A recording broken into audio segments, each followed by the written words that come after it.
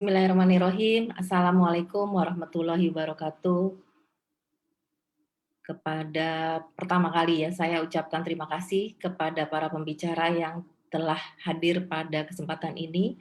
Ya, hari ini adalah Hari Autism, jadi Hari Autism Awareness Day yang merupakan hari yang bersejarah ya. Tentu semua kita sudah mengetahui dan ini sudah setiap tahun kita peringati. Nah, pada kesempatan ini juga saya pertama kali juga berterima kasih kepada guru-guru, kepada teman-teman sejawat semua yang sudah meluangkan waktu menjelang puasa besok ya untuk hadir pada hari yang berbahagia ini. Saya dalam hal ini mewakili teman-teman dari Perkeswari ingin menyampaikan bagaimana peran orang tua individu bagaimana peran Perkeswari terhadap individu dengan autism. Silakan slide-nya.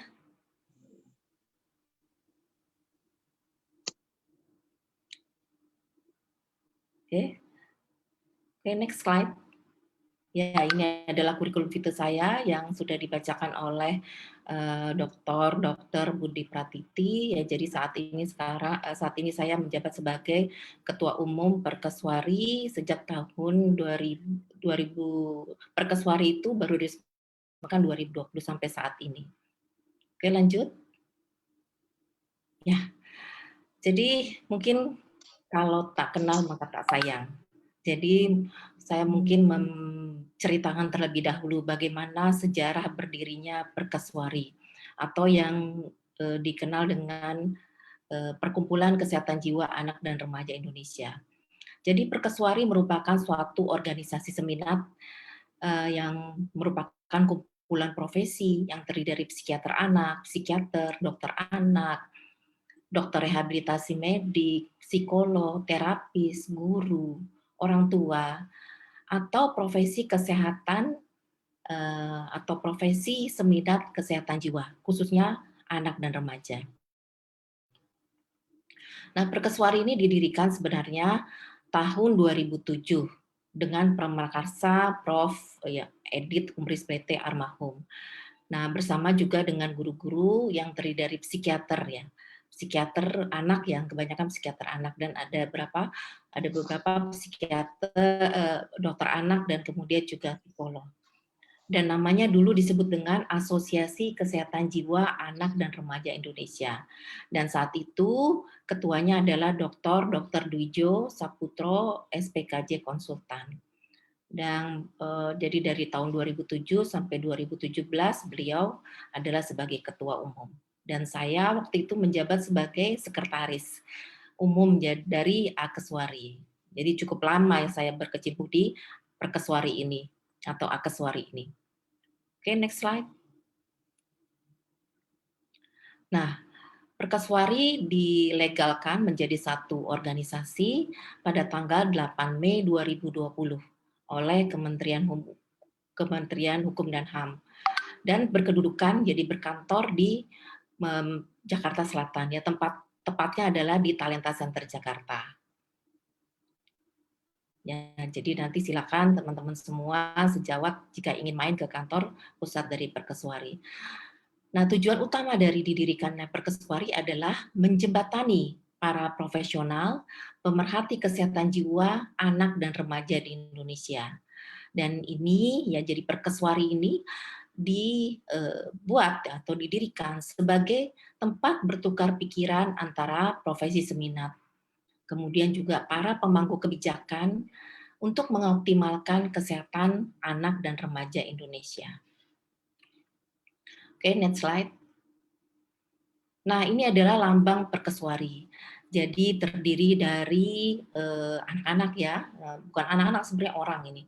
Jadi intinya adalah semua profesional, kemudian semua pemerhati anak, semua orang tua, guru, terapis, dan profesi seminat kesehatan jiwa lainnya, itu bersama-sama untuk mengoptimalkan tumbuh kembang anak, untuk mengoptimalkan kesehatan jiwa anak dan remaja di Indonesia, sampai menjadi satu bintang atau suatu proses yang memang optimal bagi perkembangan anak dan remaja di Indonesia.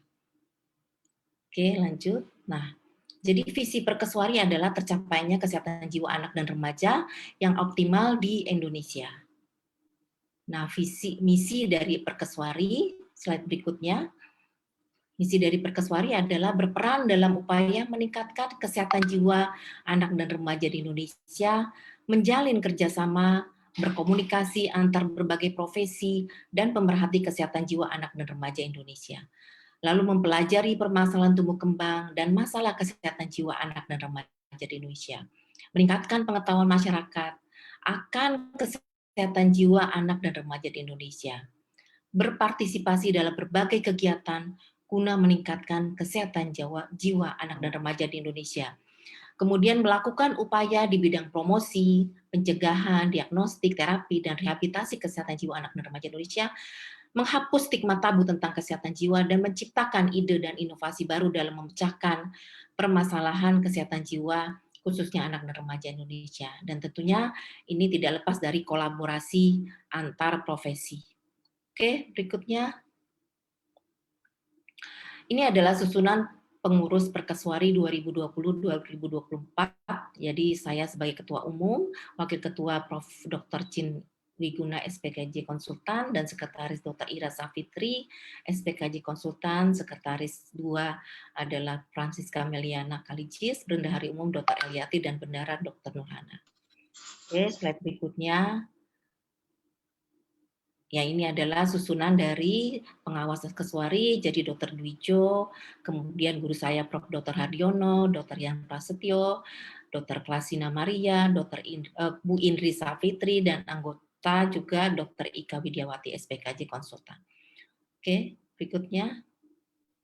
Nah, kita juga punya beberapa cabang saat ini ya, alhamdulillah sudah ada cabang Yogyakarta Magelang, cabang Banyumas, cabang Jawa Timur Bali, dan cabang Bandung. Dr. Budi Pratiti tadinya adalah cabang ya, jadi ketua cabang dari Yogyakarta Magelang, dan kemudian sekarang sudah beralih menjadi digantikan oleh Dr. Susi Rutmalam. Nah, susunan pengurus Perkeswari terdiri dari berbagai profesi, jadi bukan hanya psikiater, bukan hanya psikiater anak, tapi juga terdiri dari psikolog, terapis, guru, dan profesi seminat lainnya. Diharapkan juga orang tua di sini membantu untuk jalannya visi dan misi Perkeswari. Oke, lanjut. Ini adalah cabang Banyumas, yang di cabang Banyumas Dr. Hilma Paramita SPKJ yang tadi sebagai MC, dan kemudian ini adalah susunannya. Oke, selanjutnya. Selanjutnya, ya ini adalah Jawa Timur Bali, ketuanya adalah Dr. Rashid Salim SPKJ Konsultan, dan ini adalah anggota-anggotanya. Nasihatnya termasuk di ini Prof. Dr. Lestari dan Dr. Sasanti Yuniar. Sebenarnya banyak ya anggotanya terdiri dari beberapa profesi ya. Mungkin ini karena banyaknya kita tidak menampilkan seluruhnya. Oke, ini kegiatan Perkeswari yang kita sudah lakukan ya, berupa seminar, audiensi, kerjasama antar profesi ya, antara lain profesi PDSKJ atau Perhimpunan Dokter Spesialis Kedokteran Jiwa Konsultan, kemudian profesi pediatri, kemudian rehabilitasi medik, dan lain-lain. Lalu juga kerjasama dengan organisasi lainnya, yaitu baik nasional dan internasional. Dalam hal ini ASKAPAP misalnya, ya jadi suatu organisasi internasional, jadi sama dengan Perkeswari. Jadi ASKAPAP adalah Association Child and Adolescent Allied and Professional, Adolescent Psychiatry Allied and Professional. Jadi organisasi seminat kesehatan jiwa anak dan remaja. Ya, jadi sama dengan Perkeswari, dan kita saat ini dalam berproses menjadi anggota ASKAPAP. Dan kemudian juga kita sudah melaksanakan meluaskan sasaran ke cabang-cabang dengan maksud meningkatkan peran Perkeswari di seluruh Indonesia. Oke, lanjut. Slide berikutnya. Nah, ini adalah kegiatan Perkeswari, yaitu berupa edukasi antar profesi dan masyarakat, berupa pertemuan nasional, konferensi nasional, seminar nasional, ya. Kemudian di dalamnya berupa edukasi, workshop, ya, dan seminar-seminar kecil. Oke, lanjut. Nah, ini adalah edukasi dalam bentuk seminar ya. Jadi dari pertama pada tahun 2007 tentang ADHD, kemudian tentang emosi, masalah emosional pada anak dan remaja, kemudian masalah parenting ya. Jadi bagaimana parenting di dalam keluarga ya. Maksudnya bagaimana peran dari keluarga terhadap tumbuh kembang anak. Oke, lanjut. Nah, ini adalah kegiatan yang saat itu kita menjadi tuan rumah dari Askapop ya. Jadi Askapop di Hotel Tentrem waktu itu tahun 2017 ya, tahun 2017 di Yogyakarta. Nah, banyak pembicara internasional saat itu hadir, dan ini adalah kegiatan pada saat tahun 2019 tentang autisme ya pada pada remaja dan dewasa. Oke, berikutnya ini adalah kegiatan Raising Awareness of Mental Health Education in School. Ini kerjasama dengan Rumah Sakit Jiwa Dr. Suwarto Hejan, kemudian dengan Perhimpunan Dokter Spesialis Kedokteran Jiwa Indonesia, kemudian dengan Jaringan Sekolah Alam Nusantara, dan kemudian dengan Talenta Center.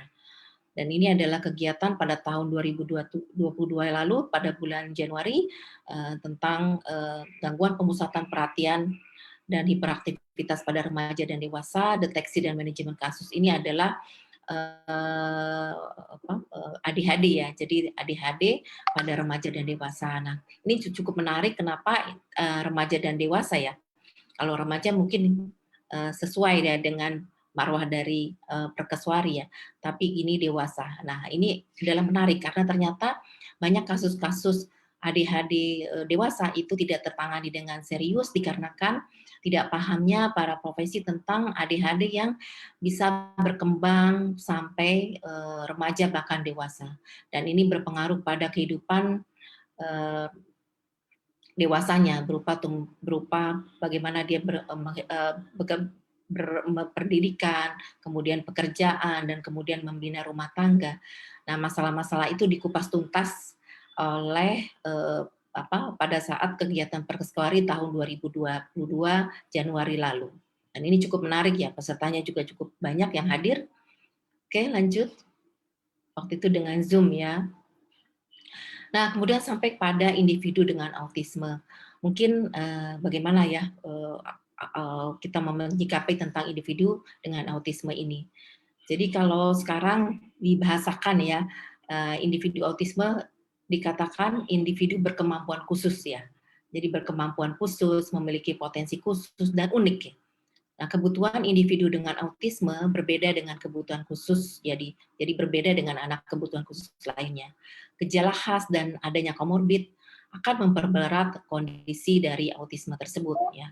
Kadang komorbid dengan ADHD, komorbid dengan retardasi mental, atau komorbid dengan gangguan jiwa lainnya yang berat, misalnya dengan psikotik.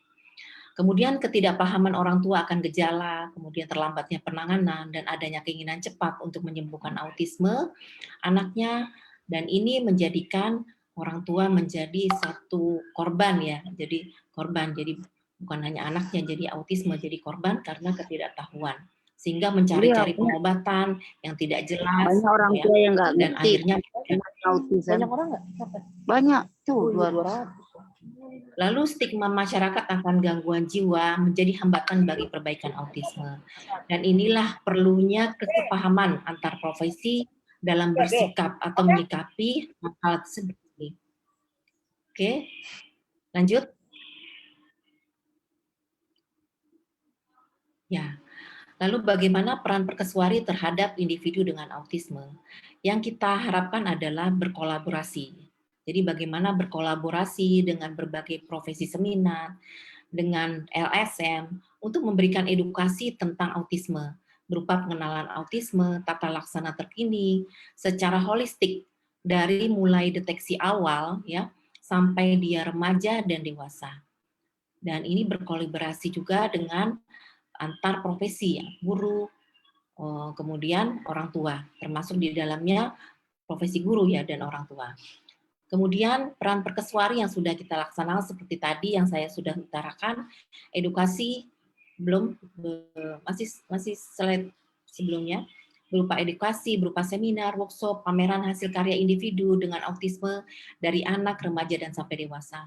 Dan juga berkolaborasi dalam rangka mencari solusi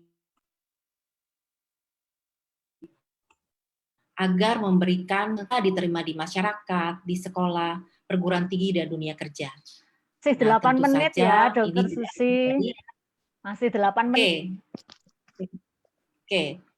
Selanjutnya ini udah mau habis. Selanjutnya, nah, lalu tema, jadi pendidikan inklusif. Saya katakan di sini pendidikan inklusif tahap 2 ya. Jadi tema World Autism Day saat ini adalah tentang pendidikan inklusif bagi penyandang atau bagi individu dengan autisme. Nah, tentu saja pada kali ini kita tidak hanya menceritakan atau tidak hanya terpaku pada pendidikan inklusif, karena pendidikan inklusif itu sudah dijalankan ya. Pendidikan inklusif itu sudah dijalankan, sudah hampir, saya rasa sudah hampir 10 tahun ya pendidikan inklusif, baik di sekolah, kemudian di pendidikan tinggi ya. Jadi seperti kita sudah mengetahui semua bahwa sudah dibuka pendidikan-pendidikan tinggi untuk autisme. Nah, tentu saja hal ini jadi membuka kesempatan bagi individu tersebut untuk mendapatkan pendidikan yang sesuai ya dengan kemampuannya, dengan keunikannya. Dan saat ini kita memasuki tahapan berikutnya. Mungkin pendidikan inklusif yang di sini yang mungkin kita harapkan, dan di sini adalah peran perkeswari untuk menyikapi hal ini. Jadi bagaimana kita berkolaborasi untuk mencari solusi bersama, untuk membuka lapangan pekerjaan bagi individu dengan autisme.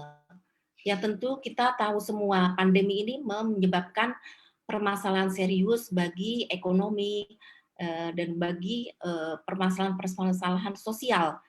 Dan ini tidak hanya orang dalam kategori normal ya, tapi autisme ini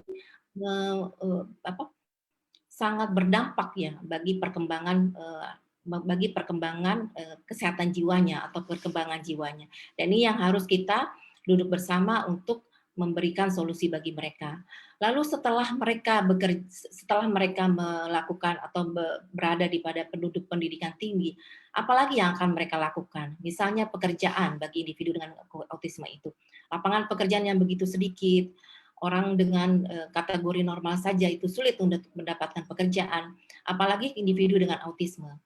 Nah, tentu saja ini menjadi perhatian kita semua. Bagaimana kita sama-sama membuka lapangan pekerjaan untuk autisme ini ya, untuk individu dengan autisme ini ya. Lalu mempersiapkan kehidupan selanjutnya. Ya, bagaimana mereka nanti sering pertanyaan kepada orang tua kepada kami sebagai penyelenggara kesehatan, bagaimana nanti dia menikah? Ya, apakah anak ini bisa menikah? Apakah anak saya bisa menikah? Apakah bisa berkeluarga? Apakah bisa beranak pinak ya? Apakah bisa memperoleh keturunan? Boleh atau tidak? Ini pertanyaan-pertanyaan ini yang sebenarnya masih menjadi dilema bagi kita semua. Dan ini harus kita selesaikan secara bersama-sama. Kita sosialisasikan dengan masyarakat. Memang ada kategori yang memang mereka bisa sampai ke jenjang pernikahan, sampai ke jenjang pekerjaan. Dan tapi ada juga yang memang tidak bisa sampai seperti itu. Ya, ini yang kita kategorikan sejauh mana mereka bisa kita posisikan di mana sebetulnya. Kemudian yang paling terakhir yang tadi juga saya sudah sebutkan tadi, kehidupan dengan pasangan. Jadi kalau misalnya dia dengan pasangan, bagaimana dia? Apakah terus didampingi oleh orang tuanya? Apakah terus didampingi oleh gurunya atau pengasuhnya? Lalu bagaimana juga kehidupan ketika mereka tidak bisa dengan pasangan, ya, mengerti tentang dirinya saja belum bisa, apalagi mereka hidup dengan pasangan.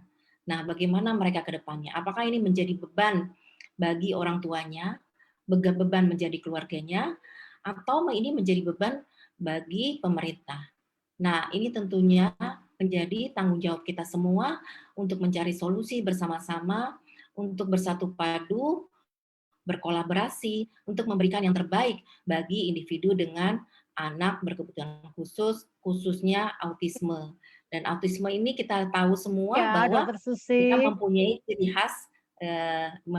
ciri khas yang tentu unik ya kita sudah Dokter tahu semua. Susi, 3 menit Oke, lagi. 3 menit oke, terima lagi. kasih.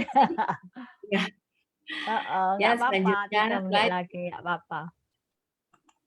Nah, jadi mungkin ini saja yang saya sampaikan, ya bagaimana peran Perkeswari bagi individu dengan berkebutuhan khusus. Nah, mungkin Bapak Ibu semua, para teman sejawat dan para orang tua yang hadir pada kesempatan ini, silakan untuk membuka ya medsosnya, media sosialnya, berkenalan dengan Perkeswari, ada dari media Facebook, kemudian YouTube, kemudian Instagram, LinkedIn, dan kemudian Twitter ya. Dan silakan untuk memberikan komentar-komentarnya atau memberikan saran-saran yang berharga. Bisa juga ke email Perkeswari.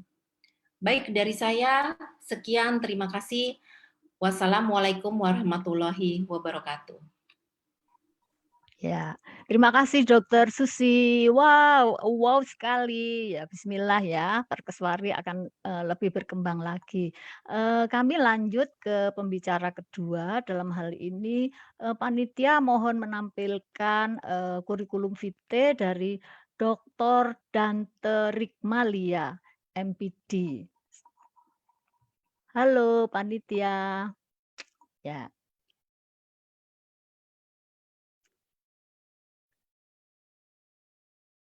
Halo?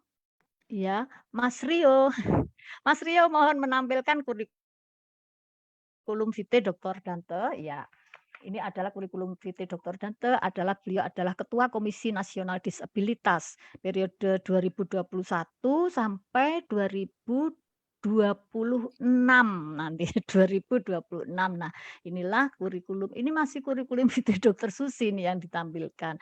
Dr. Dante ya. Beliau juga adalah penanggung jawab bidang pendidikan, konsultan pendidikan bagi anak ABK di Yayasan Dante Rikmalia, dan tentunya beliau juga dalam pendidikannya beliau dari Universitas Pasundan Pendidikan Matematik dan IPA, kemudian sekolah pascasarjana di pendidikan kebutuhan khusus. Lalu tentu saja mengikuti pendidikan di International Summer School Course, University of Oslo, Norwegia. Jadi Dr. Dante, mari saya persilahkan untuk membawakan makalahnya. 20 menit nggih, Dok? Ya. Bu Dante, nggih Bu Iya, Dante, Bu Dante iya. 20 menit cukup. Oke, Nanti saya siap, ingatkan siap. kalau kurang dari 5 menit. Oke, baik. Ya, Baik, silahkan, dipersilahkan. Ya. baik. Bismillahirrahmanirrahim. Assalamualaikum warahmatullahi wabarakatuh. Om Swastiastu, Namo Buddhaya, salam kebajikan, salam sejahtera untuk kita semua. Salam. Terima kasih kepada moderator Dr. Budi Pratiti SPKJ yang sudah memberikan waktu kepada saya, juga kepada Dr. Susi Yusna Dewi SPKJK MARS yang juga sebagai ketua beliau ya untuk Perkeswari ini. Terima kasih atas kesempatan kepada kami Komisi Nasional Disabilitas. Mohon izin untuk dibantu